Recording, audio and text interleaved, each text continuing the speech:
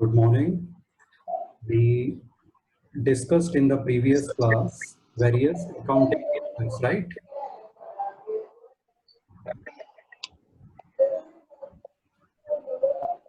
Do you remember?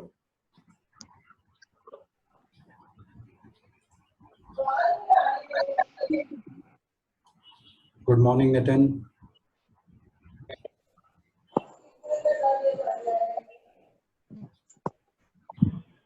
Good morning, sir. You want to say something? You have raised hand. No, sir. Okay. Sir, I have a doubt in the homework question. Name? Rishita. Prishita. Yes. Ask. Yes. Sir एक part था sold goods to Swati ₹5,000 तो sir इसमें तो transfer voucher बनेगा. Repeat the question. Sold goods to Swati. Yes sir ₹5,000. हाँ, transfer voucher बनेगा. Yes. Sir इसके next point है cash received from Swati in full settlement. Right. ₹4,000. ठीक है. तो सर इसमें कौन सा वाउचर बनेगा? Credit voucher because it's written in full settle. जी, इसमें क्रेडिट वाउचर बनेगा because we are receiving money. तो सर इसका कोई रिलेशन पिछले वाले पॉइंट से नहीं है कि 5,000 पर 1,000 का डिस्काउंट देके 4,000 सेटलमेंट की थी. वो अभी हम बाद में डिस्कस करेंगे एक्चुअली डिस्काउंट वाला point. But since you have asked तो मैं बता देता हूँ. सेल कितने अमाउंट की थी? तो 5,000. और फुल सेटलमेंट में how much we have received? 4,000.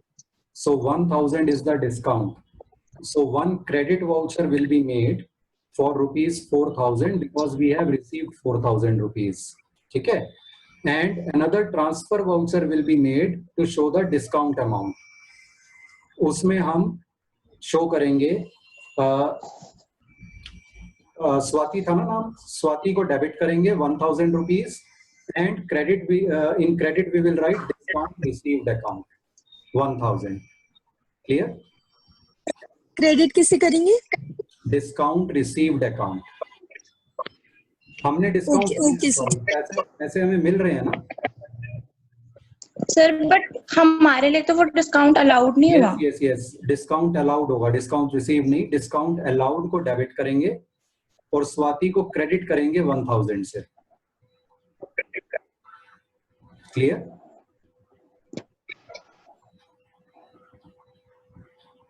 तो क्रेडिट क्यों करेंगे? स्वाति गिवर है इसलिए स्वाति को क्रेडिट करेंगे. और डिस्काउंट अलाउड हमारा एक्सपेंस है एक तरह से. हमने जो अमाउंट छोड़ दिया 1,000 रुपीज का डिस्काउंट दे दिया वो हमारा एक्सपेंस है. Debit all expenses and losses, इसलिए उसे डेबिट करेंगे. Okay sir. Sir Swati giver कैसे है? स्वाति से पैसे मिल रहे हैं ना. Excuse me sir. जी सर पर डिस्काउंट वाले केस में तो वो रिसीवर है ना, उसने डिस्काउंट रिसीव किया है. हाँ, अगर आप डिस्काउंट सोच रहे हो तो.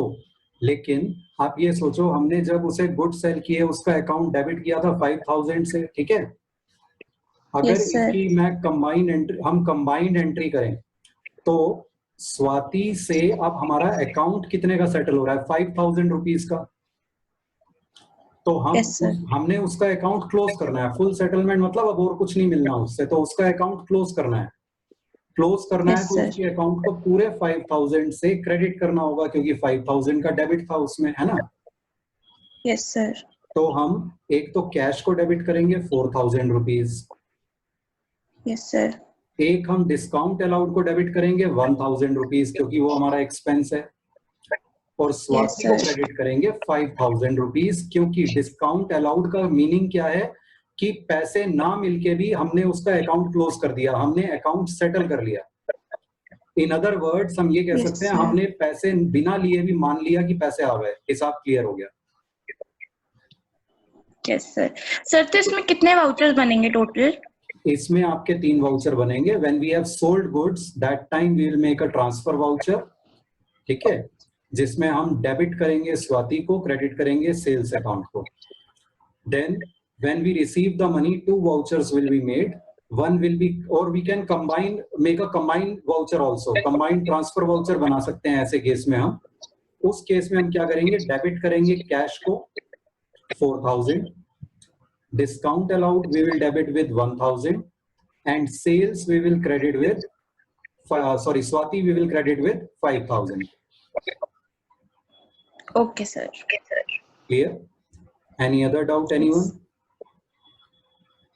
No, sir cash memo number क्यों लिखा होता है इन ट्रांजैक्शंस के अंदर, उसका क्या काम है? वो आपका जो कॉलम होता है, अभी हम फॉर्मेट्स देखेंगे जर्नल के, कैश बुक के, वो रेफरेंस के लिए होता है, तो उनमें एंटर किया जाता है वो. हम जब क्वेश्चंस करते हैं प्रैक्टिस के लिए, तो जनरली क्वेश्चंस में ये चीजें दी नहीं होती, तो यूज नहीं होती. अदरवाइज वो आपको मेंशन करना चाहिए. अगर आपको क्वेश्चन में दिया हुआ है तो वाउचर में नरेशन में आपको लिख देना चाहिए wide cash memo number this much. ठीक है, वो रेफरेंस के लिए होता है कि कभी कोई चेकिंग करे. सपोज आपका अकाउंटिंग वाउचर किसी ने उठाया, वो चेक करना चाहता है कि ये सही बना है या नहीं, तो कैसे चेक करेगा?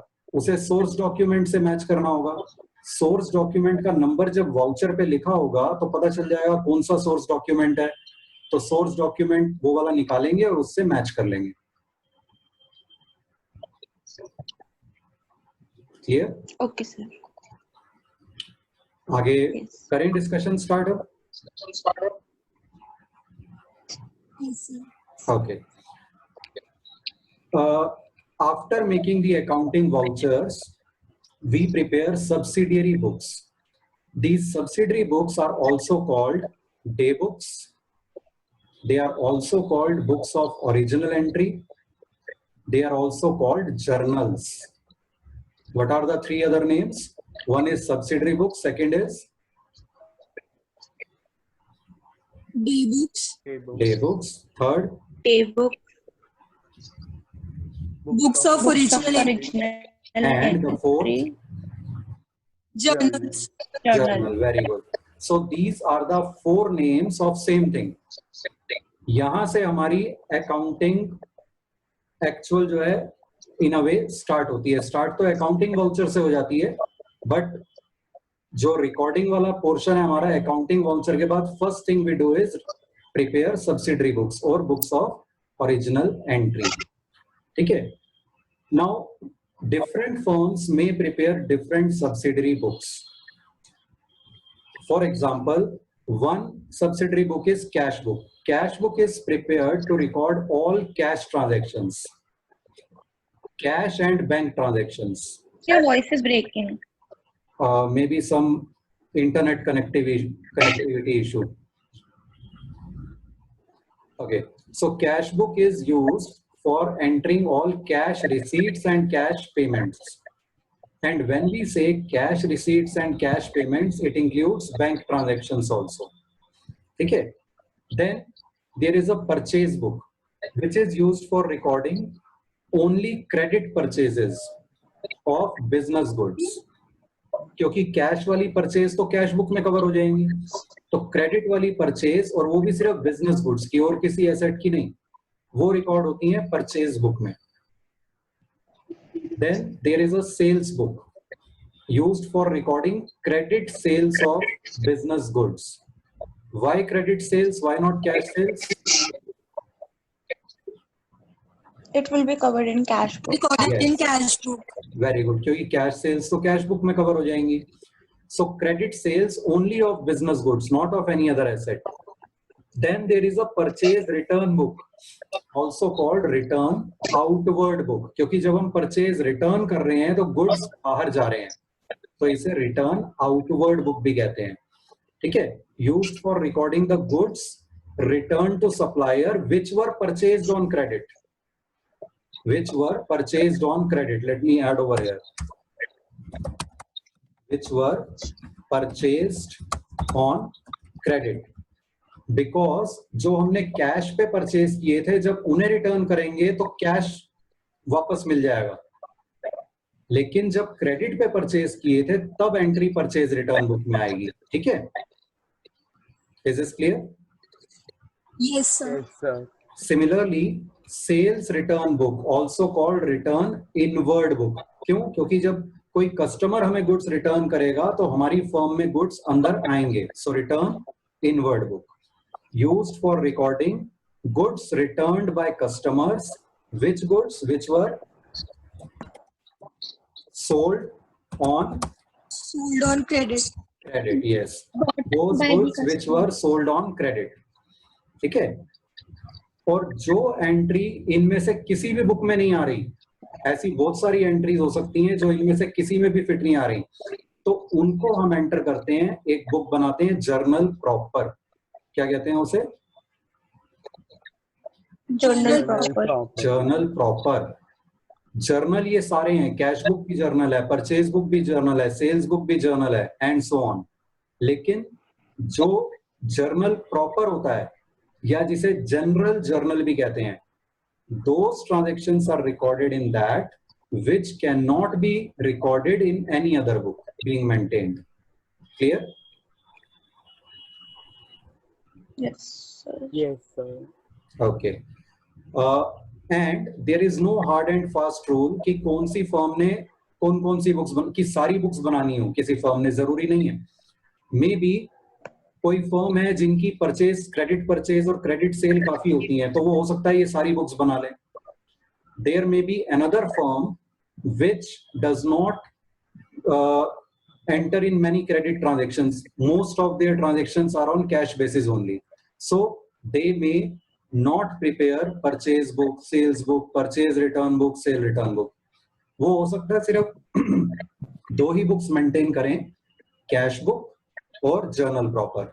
तो जो एंट्रीज कैश बुक में नहीं आएंगी वो सारी उनकी जर्नल में आ जाएंगी। क्लियर? Yes, sir. लेकिन कैश बुक और जर्नल प्रॉपर दो ऐसी बुक्स हैं जो ज्यादातर फर्म्स बनाती ही हैं।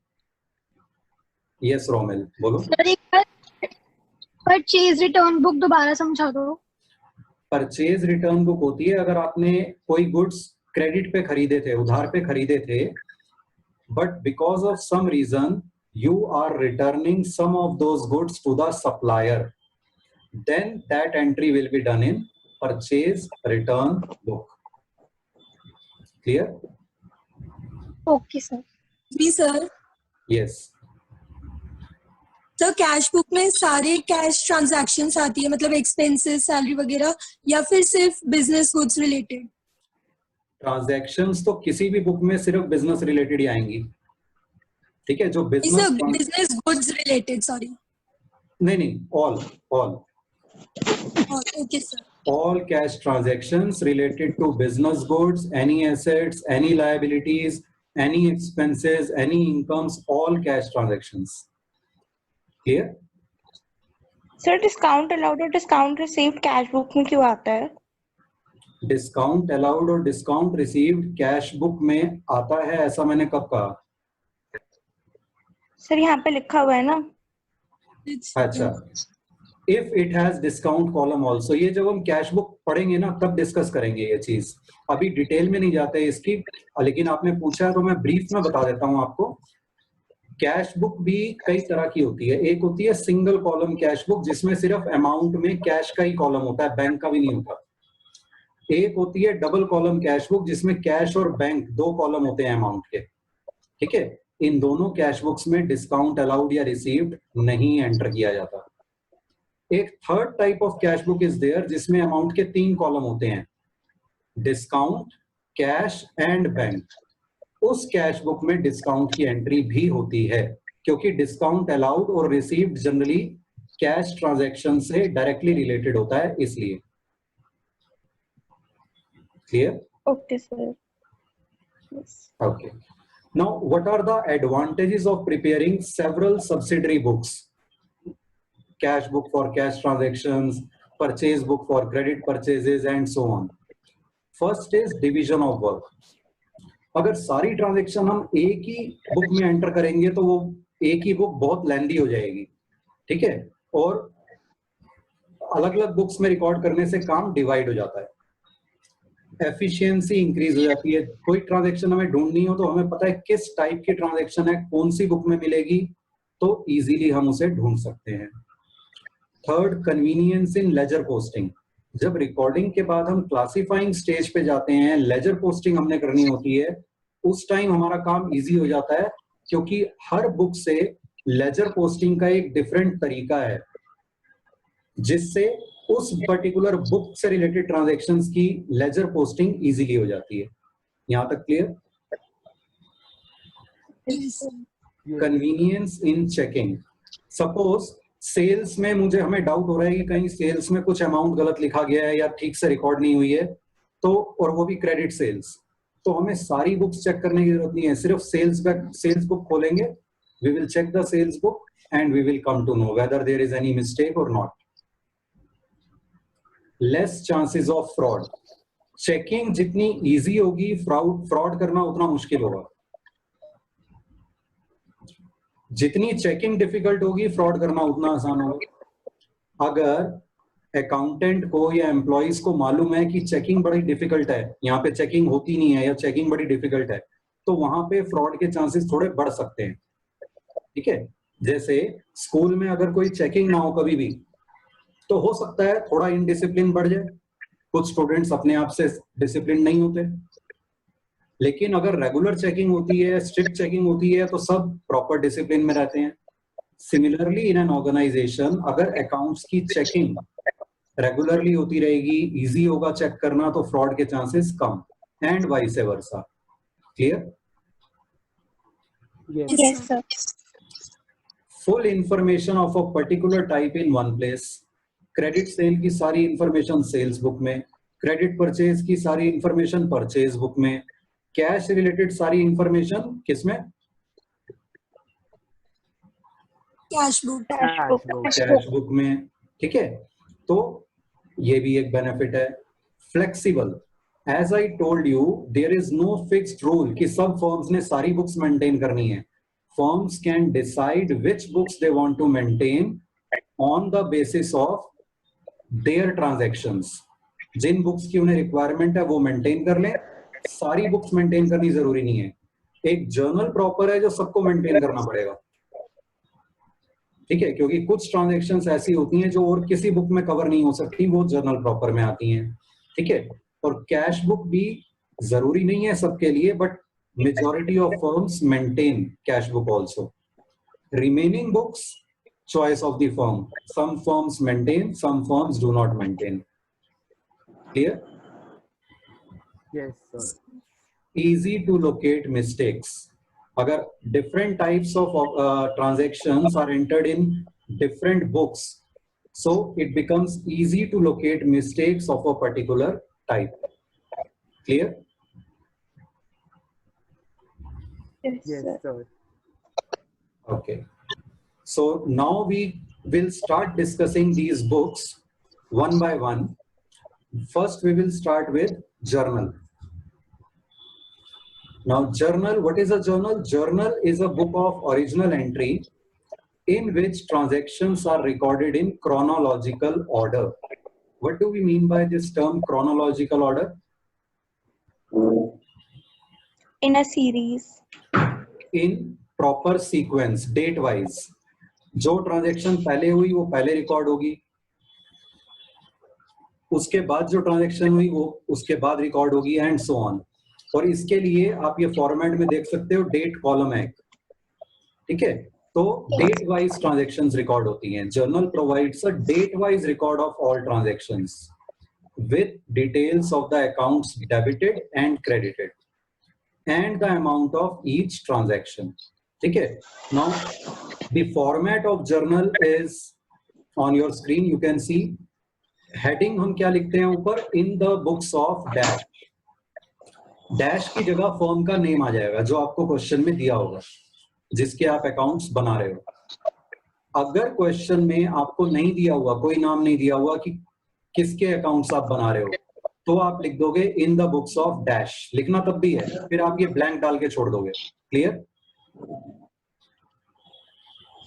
Yes, sir. Yes, sir. Next line में लिखते हैं हम journal heading, second line of heading journal. ठीक है, फिर हम फॉर्मेट बनाते हैं। फॉर्मेट में डेट कॉलम एक हमने नैरो सा बनाना होता है, इन विच Simply a date can be written comfortably. ठीक है? At least around your half a page width should be for particulars. क्योंकि इसमें हमने रिकॉर्ड करना है which account will be debited, which account will be credited, and narration. All those details will be entered in particulars column. Next column is LF. LF stands for ledger folio. Folio का मतलब होता है page. तो जब हम ledger posting करेंगे इन entries की बाद में करते हैं, तो लेजर में कौन से पेज पे वो एंट्री पोस्ट हुई. सपोज हमने यहां पर लिखा कैपिटल अकाउंट डेबिट या लेट अस से कैश अकाउंट डेबिट. तो कैश के लेजर में सपोज पेज नंबर 38 पे वो पोस्टिंग गई, तो हम LF में लिख देंगे 38. ठीक है? उससे क्या होगा, whenever we check the journal and we want to cross check any entry, तो हम डायरेक्टली हमें पता चल जाएगा लेजर में कौन से पेज नंबर पे ये एंट्री गई है, and we can directly go to that page of ledger and we can cross check कि उसकी पोस्टिंग ठीक से हुई है या नहीं. Is it clear? इसलिए ये तो बाद में ही होता होगा जब लेजर बन जाता होगा. यस यस, जब लेजर बनता है तब. लेजर एक्चुअली रियल लाइफ में ये सारे काम साथ साथ चलते हैं. जर्नल, लेजर वगैरह सब साथ साथ बनते हैं. जर्नल में एंट्रीज कर दी पूरे दिन में जितनी ट्रांजैक्शन हुई, फिर जर्नल में कैश बुक में परचेज बुक वगैरह में एंट्रीज कर दी, फिर इमीडिएटली उन्हें लेजर में पोस्ट कर दिया. नेक्स्ट डे फिर नेक्स्ट डे की होंगी इसी तरह से. ठीक है? तो ये LF कॉलम जो है ये इंडेक्स की तरह है. जैसे आपकी बुक में इंडेक्स दिया होता है ना, contents, table of contents, chapter number, page number, chapter number, page number. जिस चैप्टर पे डायरेक्टली जाना है आप पेज नंबर देख के बुक के उस पेज पे चले जाओ. तो LF का भी वही काम है. अगर किसी भी एंट्री की लेजर पोस्टिंग हमने चेक करनी है तो लेजर के उस पेज नंबर पे जाके we can check the posting. That is the purpose of this column. Is it clear? Yes sir. Yes, sir. Similarly ledger जब हम बनाएंगे उसमें एक कॉलम होगा, उसमें लिखा होगा JF, जर्नल फोलियो. मतलब सब्सिडियरी बुक के कौन से पेज नंबर से ये पोस्टिंग आई है, ताकि हम रिवर्स चेकिंग भी करना चाहें तो कर सकते हैं. Clear? Yes, sir. Yes, sir. ठीक है. क्वेश्चंस में जनरली ये नंबर हमें नहीं दिया होता है LF नंबर, तो कॉलम को ब्लैंक छोड़ देंगे, लेकिन बनाना जरूर है because it is part of the format. So you have to make this column. If by chance in any question this ledger folio numbers are given, you can write. जब आप project बनाओगे अपना, प्रोजेक्ट में तो आप page number डालोगे अपने सारे पेजेस के, तो वहां पर आप इस कॉलम को भी फिल करोगे. ठीक है? अदरवाइज क्वेश्चंस करते हुए क्वेश्चन में नहीं दिया हुआ नंबर लेजर फोलियो नंबर, तो इस कॉलम को बनाओगे जरूर लेकिन ब्लैंक छोड़ दोगे. Clear? Yes. Then next is column of amount. Amount and साथ में हम सिंबल लिखते हैं रुपीज. ठीक है? ताकि किसी को कोई कंफ्यूजन ना हो. इंटरनेशनली भी कोई हमारे अकाउंट देखे तो पता चल जाए रुपी टर्म्स में बात हो रही है, डॉलर्स या पाउंड्स में बात नहीं हो रही. तो ये जरूर लिखना है सिंबल भी. Then this amount column is subdivided into two, debit and credit. जिस अकाउंट को हम डेबिट करेंगे उसका अमाउंट डेबिट कॉलम में लिख देंगे, जिस अकाउंट को क्रेडिट करेंगे उसका अमाउंट हम क्रेडिट कॉलम में लिख देंगे. Clear? Yes, sir. Yes, sir. Okay. So date, particulars. Sir. हाँ जी. सर ये आपने जैसे बहुत सारी बुक्स बताई हैं, तो ये जर्नल में सारी बुक्स का साथ में ही पोस्टिंग होती है, फिर अलग अलग बुक्स बनती हैं? अलग अलग बुक्स बनती हैं. अभी हम जर्नल प्रॉपर सिर्फ डिस्कस कर रहे हैं, जर्नल प्रॉपर का फॉर्मेट डिस्कस कर रहे हैं. Okay sir. ठीक है? Yes sir. जर्नल में एंट्री करते, अब सपोज एक एग्जांपल लेते हैं. Suppose entry is date is let us say today. What is the date today?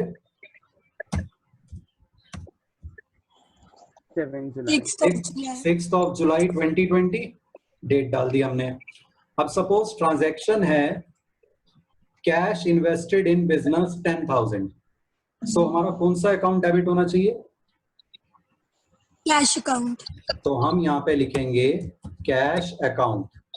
उसके बाद हम बिल्कुल राइट में जाके लिखेंगे D or short form for debit, यहां पर यूज कर सकते हैं हम शॉर्ट फॉर्म डेबिट की, ठीक है, एंट्री में पर्टिकुलर्स में कैश अकाउंट डेबिट, ठीक है। अमाउंट मैंने कितना बोला 10,000, तो अमाउंट कॉलम में डेबिट के अंडर हमने लिख दिया 10,000। क्लियर? Yes sir. यहां तक क्लियर है? उसके बाद सर बट ये अगर कैश वाली है तो ये जर्नल प्रॉपर के अंदर कैसे आ रही है? हम एज्यूम कर रहे हैं कि कैश बुक नहीं बन रही, सिर्फ जब हम जर्नल का चैप्टर पढ़ रहे हैं तो हम एज्यूम कर रहे हैं और कोई बुक नहीं बन रही, तो सारी एंट्रीज इसी में आनी है, ठीक है। अगर कैश बुक बनेगी साथ में तो ये कैश वाली एंट्री जर्नल में नहीं आएगी। क्लियर? सर तो क्वेश्चन में मेंशन्ड होगा कि बननी है नहीं बननी? नहीं, क्वेश्चन में मेंशन होगा कि आपको बनाना क्या है। अगर सपोज क्वेश्चन आपको कुछ ट्रांजैक्शंस देता है और वो कहता है कैश बुक भी बनाओ जर्नल भी बनाओ, तो कैश वाली ट्रांजैक्शंस आप कैश बुक में डाल दोगे, बाकी की आप जर्नल में डाल दोगे। अगर क्वेश्चन सिर्फ जर्नल बनाने को कह रहा है तो आप कैश वाली भी जर्नल में डाल दोगे। क्लियर? Yes sir. सो यहां तक ये समझ में आया, कैश अकाउंट डेबिट और डेबिट में लिख दिया 10,000। अब इस ट्रांजैक्शन में हमें क्रेडिट कौन सा अकाउंट करना है? कैपिटल। कैपिटल। तो क्रेडिट वाला आप ध्यान से देखना कैसे लिखते हैं। हम थोड़ा सा स्पेस छोड़ देते हैं शुरू में, फिर लिखते हैं अराउंड 4-5 अल्फाबेट्स का स्पेस छोड़ के, फिर हम लिखते हैं टू, TO2। इस टू का मतलब है क्रेडिट, ठीक है, टू कैपिटल अकाउंट।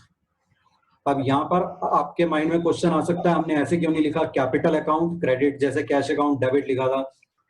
तो ये ट्रेडिशनली सालों से चीज चली आ रही है, एक ट्रेडिशनली फॉर्मेट ये चला आ रहा है, तो we have to follow that, that is the only answer. ठीक है, इज इट क्लियर? तो टू का मतलब क्रेडिट, यानी क्रेडिट करो किसको? कैपिटल अकाउंट को। कैपिटल के आगे अब हम लिखेंगे क्रेडिट वाले कॉलम में 10,000, ठीक है। उसके बाद हम लिखेंगे नरेशन ब्रैकेट्स में, ठीक है, कैश इन्वेस्टेड इन बिजनेस। ये हो गई हमारी नरेशन।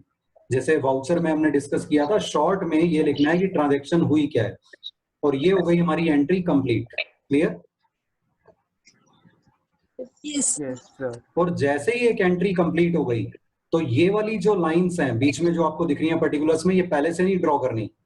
जैसे ही एंट्री कंप्लीट हो गई, with pen you have to draw this straight line in particulars column only. ठीक है, ये लाइन डेट, LF और अमाउंट कॉलम में नहीं जाएगी, सिर्फ पर्टिकुलर्स कॉलम में। जैसे ही एंट्री कंप्लीट हुई, उसकी नरेशन लिखी, पर्टिकुलर्स कॉलम में पेन से फ्री हैंड एक स्ट्रेट लाइन ड्रॉ कर दो। ये सिग्निफाई करता है कि ये एंट्री खत्म हो गई, अब हम नेक्स्ट एंट्री करेंगे। क्लियर? सर यस सर एक बार दोबारा बता दो, DR क्यों लिखते हैं? DR का मतलब है डेबिट, डॉक्टर नहीं है यहाँ पर। DR का मतलब डॉक्टर नहीं है, यहाँ पर डेबिट है। ठीक है, कि कैश अकाउंट को हमने डेबिट करना है। Is it clear? Yes sir. Okay, तो जर्नल कैसे बनता है, उसमें एंट्रीज कैसे होती हैं, क्लियर हो गया? इसका फॉर्मेट जो है, मेन फॉर्मेट जो है, ये सब हेडिंग्स के ऊपर लाइन, फिर सब हेडिंग्स के डेट पर्टिकुलर्स वगैरह सब हेडिंग्स हैं, इनके नीचे लाइन, ये वर्टिकल कॉलम्स की लाइंस हैं, डेट कॉलम की, पर्टिकुलर्स, LF, डेबिट, क्रेडिट, ये सारी लाइंस आप पेंसिल या पेन किसी से भी बना सकते हो। विद स्केल या विदाउट स्केल बना सकते हो। अगर विदाउट स्केल आप स्ट्रेट लाइन ड्रॉ कर लेते हो स्ट्रेट एनफ, तो नो प्रॉब्लम।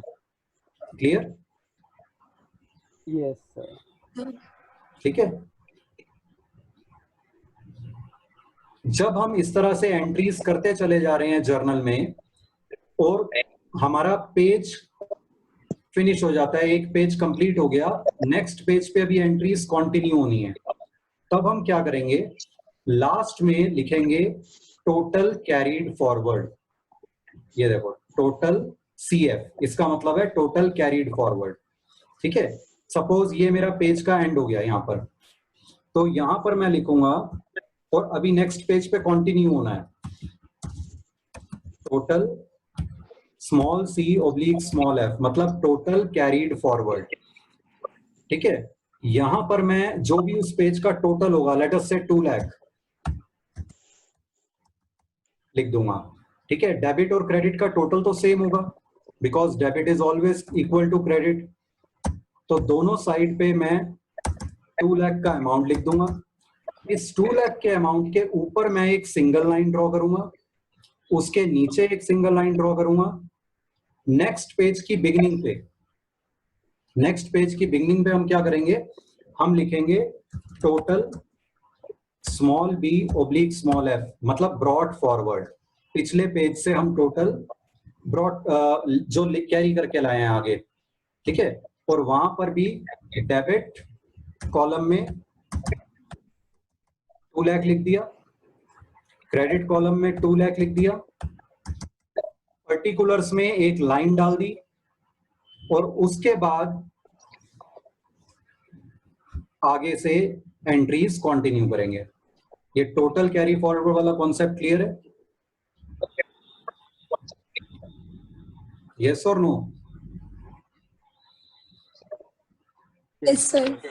तो जब भी आपका जर्नल एक से ज्यादा पेज पे कंटिन्यू हो रहा है, तो पिछले पेज के लास्ट में टोटल कैरीड फॉरवर्ड लिखना है, नेक्स्ट पेज के बिगिनिंग में टोटल ब्रॉड फॉरवर्ड लिखना है। ठीक है, now instead of opening accounts for goods के लिए हम अलग से कोई अकाउंट नहीं खोलते, बिजनेस गुड्स के लिए। उसकी जगह हम कौन से अकाउंट यूज करते हैं? जब हम गुड्स खरीद रहे हैं, purchases account. Whenever we are buying goods, we use purchases account. We debit purchases account because it is an expense. ठीक है? Only for business goods, not for other assets. Similarly, whenever we are selling business goods, we use sales account. When we are returning the goods which we had purchased because of any reason, purchase return account. And when our customers are returning the goods which we had sold, the sales return account. Is this clear? Yes. Yes, sir. Yes sir. ठीक है, तो goods की जगह ये 4 account use होते हैं। Purchase और purchase return account, whenever they are used, they are always debited or credited at the cost price. क्योंकि हम परचेज किस पे करते हैं? कॉस्ट पे, जितने का हमने खरीदा। सो purchase and purchase return account, whenever they are debited or whenever they are credited, they are done at cost price. ये मेन पॉइंट्स अगर आपने लिखे नहीं है अभी तक, ऑल्दो मैंने आपको बोला हुआ था रोज एक पेज नोट्स का लिख लिया करो, लेकिन जिन लोगों ने नहीं लिखे हैं वो साथ साथ लिखते जाया करो, ये जो भी हम क्लास में डिस्कस करते हैं। Sales and sales return accounts are always debited or credited at selling price. Is this clear? Yes sir. Okay. Sir हम नोट फोटोकॉपी नहीं करवा सकते? आप करवा सकते हो, लेकिन जो चीज हम अपने हाथ से लिख लेते हैं वो हमें ज्यादा याद रहती है, तो इसलिए ये सजेस्ट किया जाता है कि आप अपने हाथ से लिख लो नोटबुक में, तो बेटर है। ठीक है? Okay sir. ठीक है, Yes, sir. If it is, अच्छा ये हमने पिछली क्लास में भी डिस्कस किया था क्योंकि एक क्वेश्चन आया था। If it is not specified in a transaction whether it is a cash transaction or on credit basis, so what is the criteria? If name of the supplier or customer is given, take it as a credit transaction. If name of supplier or customer is not given, take it as a cash transaction. Clear? Yes. Yes, sir. In case of expense and income transactions, when name of receiver or giver is also given, ignore the name.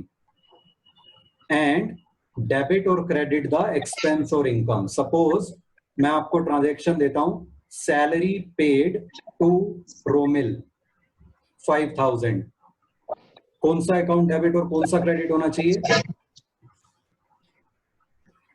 Sir salary debit और cash credit. Very good. Romil debit क्यों नहीं? Romil receiver है। Sir क्योंकि हम cash में पे करेंगे तो वो डेटर नहीं है। यस, आपको मैंने रूल्स ऑफ डेबिट क्रेडिट के टाइम पे भी बताया था कि जब एंट्री हमारी रियल और नॉमिनल में सेटल हो रही है तो पर्सनल नहीं देखना। वही चीज अभी हमने रिपीट करी है।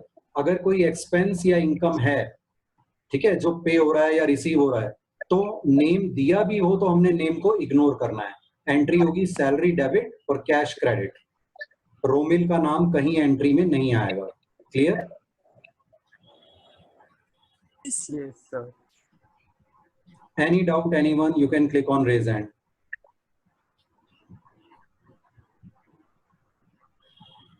No? Okay.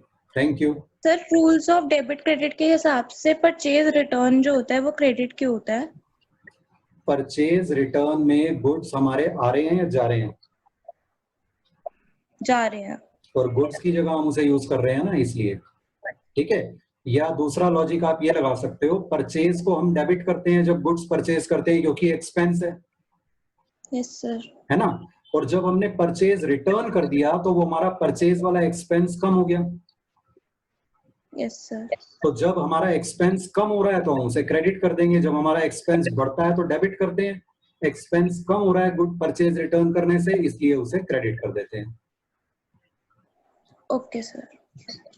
Any other doubt? No sir. Okay, thank you. Thank you, sir.